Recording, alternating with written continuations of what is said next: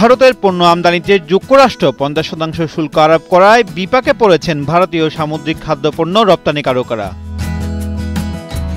শুধু সামুদ্রিক পণ্য নয়, ভারতের $87 বিলিয়ন রপ্তানির অর্ধেকই এখন হুমকির মুখে পড়েছে। ভারত প্রতি বছর $7.5 বিলিয়ন সামুদ্রিক খাদ্য রপ্তানি করে। এর মধ্যে $3 বিলিয়ন পণ্য যায় মার্কিন যুক্তরাষ্ট্রে। আমেরিকার সামুদ্রিক খাদ্যপণ্যের সবচেয়ে বড় বাজার হলেও 50% শুল্কের কারণে এই পণ্যের দাম বেড়েছে সে দেশে। ইকুয়েডর ও ইন্দোনেশিয়াও আমেরিকায় সামুদ্রিক খাদ্যপণ্য রপ্তানি করে।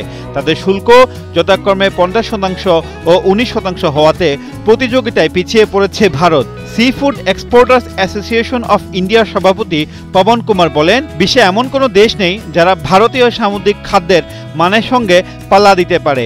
মানের জন্য আমেরিকা সহ সারা বিশ্বে ভারতীয় সামুদ্রিক খাদ্য মানুষ পছন্দ করে। ইকুয়েডর যেখানে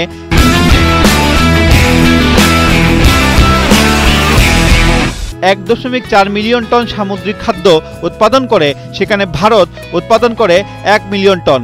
ইকুয়েডরের কম শুল্ক থাকায় তারা আমেরিকার বাজারে বেশি সুবিধা পাচ্ছে। তিনি বলেন, যুক্তরাষ্ট্রকে বাদ দিয়ে ভারতীয় ব্যবসায়ীরা রাশিয়ায় পণ্য রপ্তানির সুযোগ খুঁজছে। তিনি আরো বলেন, এটা একটা সম্ভাবনাময় বাজার, তবে রাশিয়ান কর্তৃপক্ষের অনুমোদনের অপেক্ষা করতে হচ্ছে আমাদের। এদিকে শুল্কের হার কমানোর জন্য 5 দফা 2 রাষ্ট্রের মধ্যে আলোচনা হলেও কোনো সমাধান মেলেনি। যুক্তরাষ্ট্রকে ভারত জানিয়েছে তারা দুগ্ধ ও কৃষি পণ্যের ক্ষেত্রে কোনো ছাড় দেবে না। রাশিয়া থেকে ভারতের তেল আমদানি অব্যাহত রাখায় শাস্তিমূলক ব্যবস্থা হিসেবে 50% শুল্ক আরোপ করার কথা জানান ডোনাল্ড ট্রাম্প। 27 আগস্ট থেকে অতিরিক্ত শুল্ক কার্যকরের ঘোষণায় দুশ্চিন্তায় ভারতীয় ব্যবসায়ীরা।